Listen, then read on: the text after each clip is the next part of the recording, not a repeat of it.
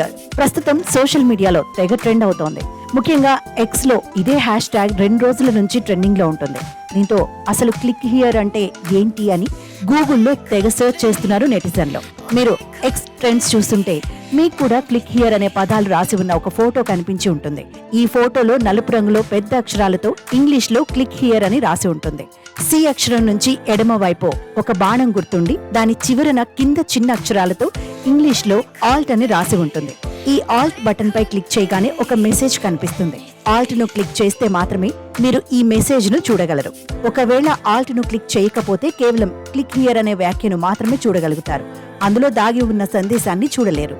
అయితే click here hashtag trend మొదలైనప్పటి నుంచి సామాన్యుడి నుంచి సెలబ్రిటీల వరకు అందరూ ఇందులో పాల్గొంటున్నారు. సాధారణంగా ఈ చిత్రాల్లోని ఓ మూల వైపునకు సూచిస్తున్న బాణం గుర్తు ఆల్ట్ టెక్స్ట్ లేదా ఆల్టర్నేటివ్ టెక్స్ట్ ఫీచర్ ను చూపిస్తోంది.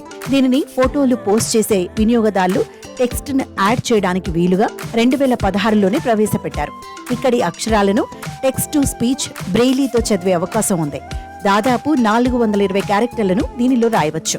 వివిధ రంగాలకు చెందిన ప్రముఖులు సందేశాలను ప్రజల్లోకి తీసుకెళ్లడానికి దీనిని వినియోగించేవారు. వీటిల్లో రాజకీయ ప్రకటనలు, సామాజిక అంశాలు వంటివి ఉంటాయి.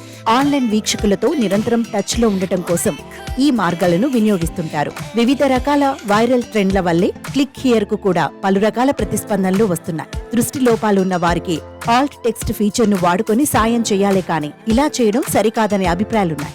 ఆప్, బీజేపీ, కాంగ్రెస్, వైసీపీ, టీడీపీ వంటి పార్టీల నేతలు ఈ ట్రెండింగ్ లో చురుగ్గా పాల్గొంటున్నారు. తమ రాజకీయ సందేశాలను వీటిల్లో ఉంచి ప్రజల్లోకి తీసుకెళ్తున్నారు.